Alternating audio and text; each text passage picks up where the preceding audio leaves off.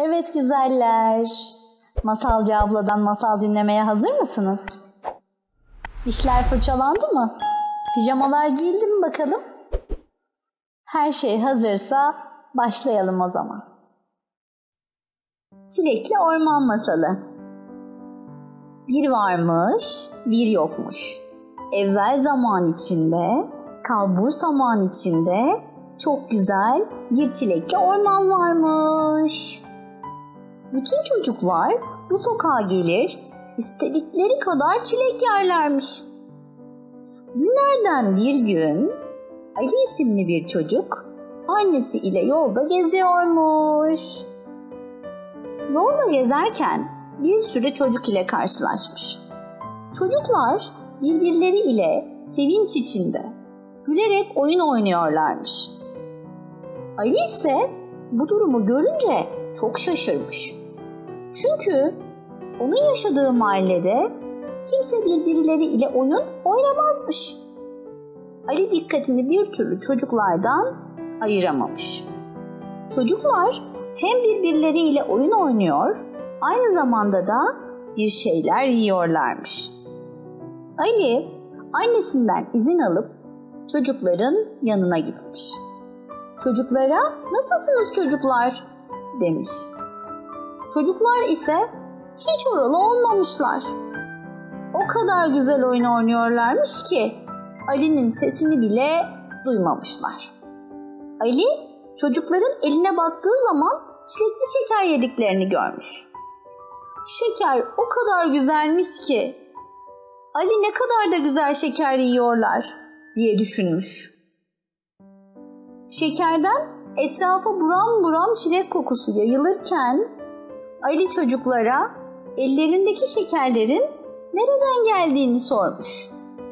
Çocuklar az ötedeki ormandan geldiğini söylemişler. Ali bu durumu çok merak etmiş. Nasıl olur da bir ormanda şeker yetişir diye düşünmüş. Merak ettiği ormana kendi kendine gitmiş. Az gitmiş, uz gitmiş, dere tepe düz gitmiş ve karşısına kocaman bir akarsu çıkmış. Ormanda akarsuyun ne işi var diye düşünürken akarsudan çok güzel bir koku geldiğini hissetmiş. Kokunun peşine gitmiş ve akarsuyun hemen yanında bir ağaç varmış. Ağaçtan bir ses yükselmiş. Gelen ses de "Sen de şeker yemek ister misin?" demiş. Ali çok heyecanlanmış ve hemen "Evet" diye yanıt vermiş. Ali ağaca nasıl çilekli şekerler verdiğini sormak istemiş. Ağaç yıllarca birçok çocuğa çilekli şeker verdiğini ve bundan çok mutlu olduğunu söylemiş. Ali daha önce hiç şeker veren bir ağaç görmediğini ifade etmiş. Bunu duyan çilekli ağaç çok duygusallaşmış. Alicik bir anda endişe etmeye başlamış. "Ne oldu ağaç kardeş? Seni üzdüm galiba" demiş. Bunu duyan ağaç, "Hayır üzmedim, fakat sen bana anılarımı hatırlattın" demiş. Alicik meraklı bir şekilde nasıl bir anısının olduğunu sormuş.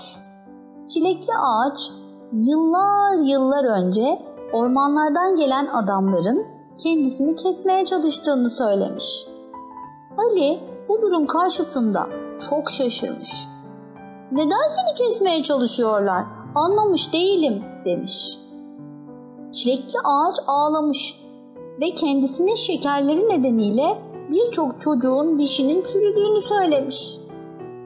Bunu duyan Ali çok üzülmüş.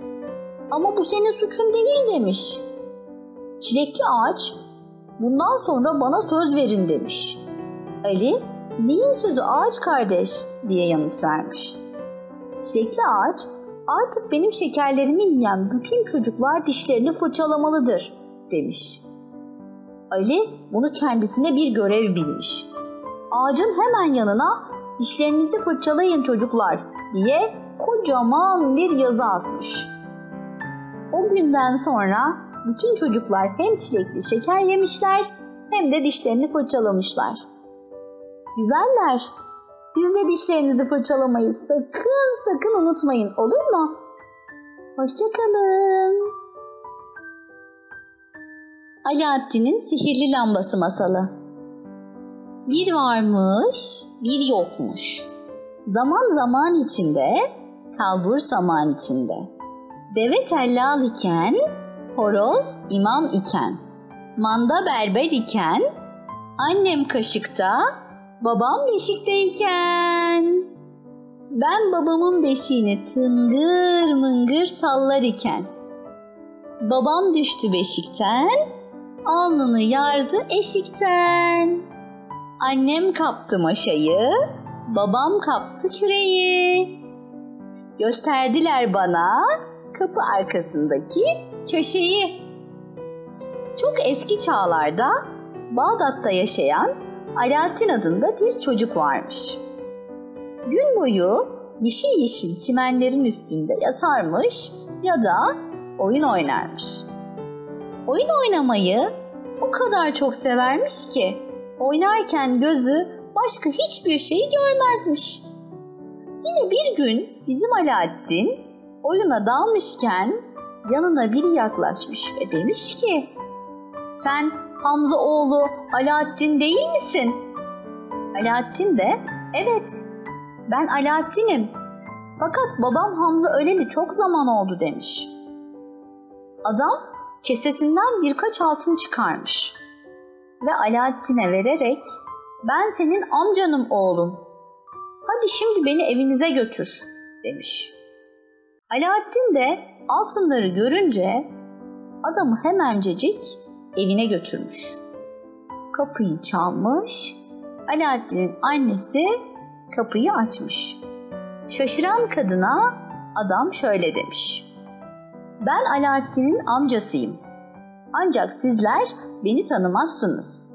Çünkü ben bu ülkeden yıllar önce ayrıldım ve çok uzak diyarlara gittim. Oralarda çok para kazandım ve zengin oldum. Şimdi de geri döndüm. Ama kardeşimin ölmüş olduğunu öğrendim. Bu durum beni çok üzse de sizlere kavuştum ya, daha ne isterim?" Alaaddin'in annesi de bu adama güvenmiş ve içeri almış. Gece boyunca yemişler, içmişler, şarkılar söylemişler. Sonra da uyumuşlar. Sabah olunca da amcası Alaaddin'i dışarı çıkarmış ve gezip oyun oynamışlar. Şehrin surlarının dışına çıkmışlar ve kuş sesleri ile cıvıl cıvıl olan bir yere gelmişler. Yemyeşil olan bu yerde oturmuşlar ve amcası Alaaddin'e kaya dibinde ateş yakmasını söylemiş. Alaaddin de kendisine söylenenleri çabucak yerine getirmiş ve ateşi yakmış. Yanan ateşin başına toplaşmışlar. Amcası ateşin üzerine bir kutudan toz serpiştirmiş. Ardından alevler sönmüş ve etrafı kocaman bir duman kaplamış. Alaaddin şaşkın şaşkın etrafa bakarken amcası şöyle demiş: "Hadi kaldır şu kayayı. İnan hiç zorlanmayacaksın." Amcası böyle deyince Alaaddin de büyük kayayı kaldırmaya çalışmış ve tam da amcasının dediği gibi büyük kayayı kaldırırken hiç de zorlanmamış. Alaaddin'in çok basit şekilde kaldırdığı bu büyük kayanın altından derin bir delik çıkmış. Alaaddin şaşkın şaşkın bu karanlık deliğe bakarken amcası da parmağındaki yüzüğü çıkarmış. Yüzüğü Alaaddin'e doğru uzatarak şöyle demiş: "Bu sihirli yüzüğü kendi parmağına tak. Delikten gir ve aşağıya doğru yürü. Aşağıda altın, gümüş, elmas, zümrüt ve yakuttan yapılmış çok değerli eşyalar göreceksin. Sakın ha hiçbirine dokunma. Yalnızca duvarda asılı olan eski bir lambayı al ve geri dön. Bir aksilik olursa da parmağındaki sihirli yüzüğü kullan." Yüzüğü parmağına takan Alaaddin deliğe bakmış ve aşağı doğru giden merdiveni görmüş. Her şey amcasının dediği gibiymiş. Etrafta değerli eşyalar varmış ama Alaaddin hiçbir şeye dokunmadan duvardaki lambayı almış ve merdivenlerden geri gelmiş. Alaaddin amcasına "Beni yukarı çek" demiş. Amcası da ona "Sen hele lambayı atıver bana" demiş. Bir sorun olduğunu anlayan Alaaddin atamayacağını amcasına söylemiş. Amcası da bunun üzerine kayayı Alaaddin'in üzerine kapatmış. Meğer bu yabancı adam Alaaddin'in amcası değil, Afrikalı bir sihirbazmış. Lambayı almak için ta buralara kadar gelmiş. İçeride çaresiz bir şekilde kalan Alaaddin oturmuş taşın üstüne ve yüzüğü ile oynamaya başlamış. Tam o anda karşısında kocaman bir dev belirmiş. "Efendim, ben bu yüzüğün kölesiyim. Siz de benim efendim. Dileyin benden ne dilerseniz" demiş. Şaşkınlığa kapılan Alaaddin çabucak kendine gelmiş ve "Beni hemen evime götür" emrini vermiş.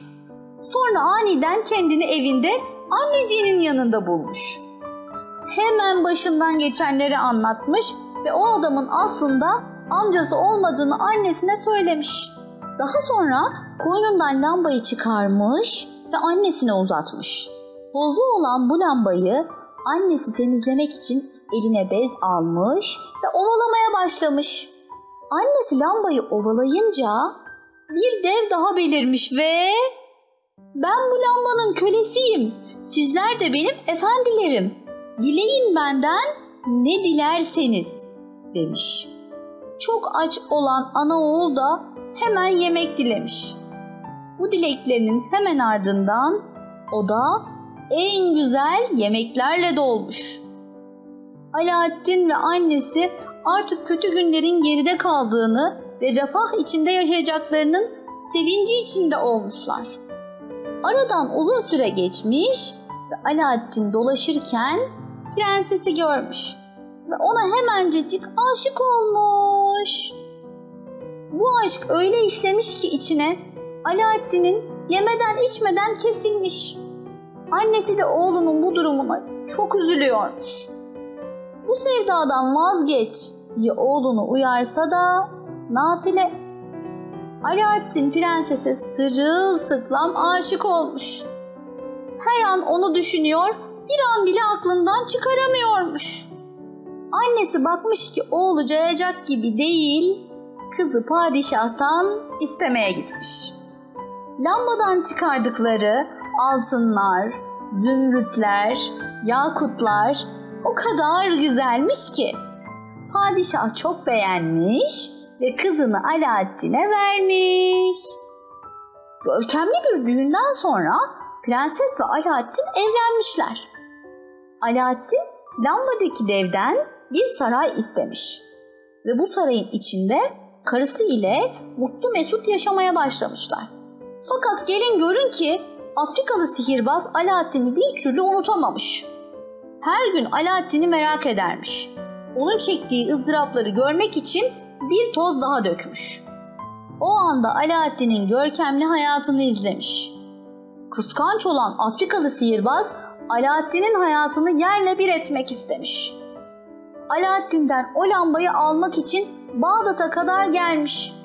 Planını yapmış ve sarayın önüne gitmiş.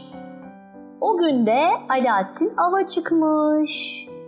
Bu fırsatı kaçırmak istemeyen sihirbaz bağırmaya başlamış. "Eski lambalar alırım, yenileriyle değiştiririm." Prensesin hizmetçilerinden biri bu sesi duyarak pencereye çıkmış ve "Efendimin eski bir lambası var, dur sana getireyim. Avdan dönünce yeni bir lamba görüp sevinecektir" demiş. Lambayı sihirbaza vermiş ve yerine yeni bir lamba almış. Ancak bu çok büyük bir hataymış. Çünkü sihirbaz iyi bir insan değilmiş ve her türlü kötülüğü yapabilirmiş. Nitekim de öyle olmuş. Kötü niyetli sihirbaz lambayı alır almaz deve sarayı Afrika'ya götür emrini vermiş.